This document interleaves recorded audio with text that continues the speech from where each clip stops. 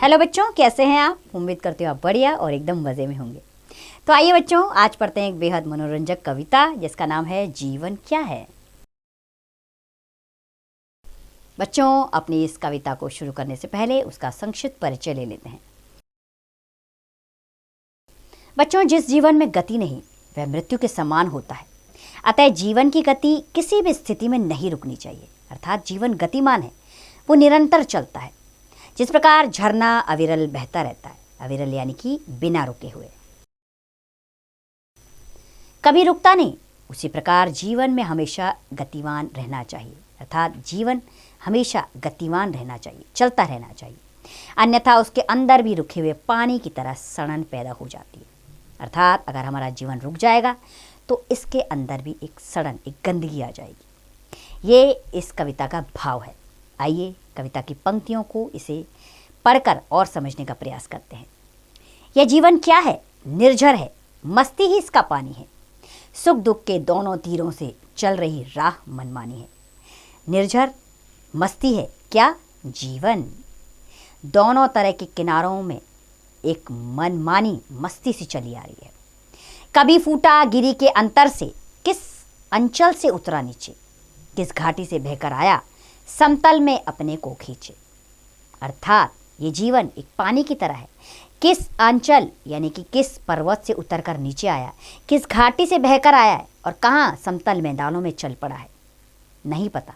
अर्थात जीवन में उतार चढ़ाव सब है, लेकिन फिर भी ये जीवन एक पानी की तरह अविरल चलता रहता है। निर्झर में गति है, यौवन है, वह आगे बढ़ता जाता है। धुन एक सिर्फ है, चलने की, अपनी मस्ती में गाता है। अर्थात इसमें गति है, यौवन है, अर्थात मौज मस्ती है, जवानी है, वो आगे बढ़ता है। धुन केवल एक ही है। अर्थात क्या चीज़ की धुन है कि अपनी मस्ती में गाता हुआ आगे जाता है। बाधा के पेड़ों यानी रोगों से लड़ता, वन के पेड़ों से टकराता, बढ़ता चट्टानों पर चढ़ता, चलता यौवन से मदमाता। मदमाता का अर्थ होता है मस्ती में डूबता हुआ।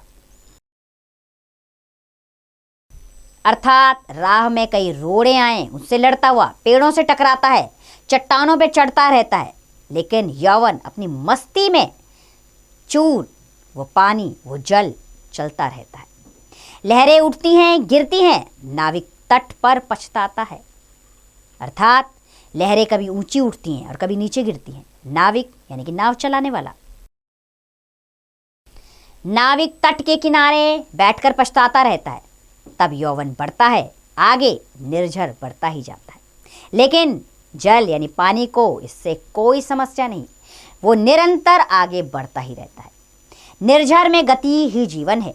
रुक जाएगी ये गति जिस दिन, उस दिन मर जाएगा मानव, जग दुर्दिन की घड़ियां गिन गिन। अर्थात अगर ये गति अगर हमारे जीवन में भी है, जिस दिन ये रुक गई उस दिन इंसान मर जाएगा। दुर्दिन यानी कि दुख भरे दिन, वो केवल अपने जीवन में दुख भरे दिनों की घड़ियां ही गिनता रह जाएगा। निर्झर कहता है बढ़े चलो, तुम पीछे मत देखो मुड़कर। यौवन कहता है बढ़े चलो, सोचो मत होगा क्या चलकर।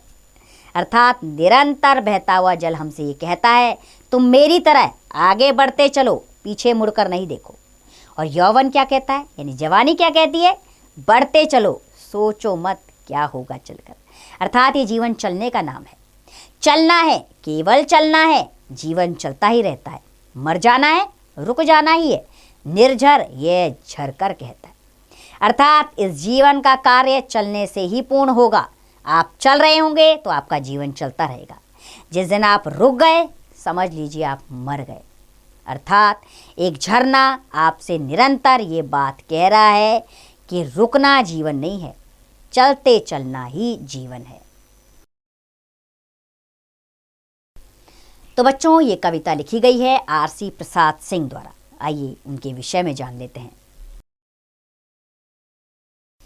आरसी प्रसाद सिंह का जन्म 19 अगस्त 1911 को बिहार के एरोत गांव में हुआ था। वे प्रसिद्ध कवि, कहानीकार और एकांकीकार थे। नई कविता के कवियों में उन्हें महत्वपूर्ण स्थान प्राप्त है। उनकी रचनाओं में आरण्यक बदल रही है, हवा मैं किस देश में हूँ, पंच पल्लव, आंधी के पत्ते प्रमुख हैं। उन्हें साहित्य अकादमी पुरस्कार से भी सम्मानित किया गया।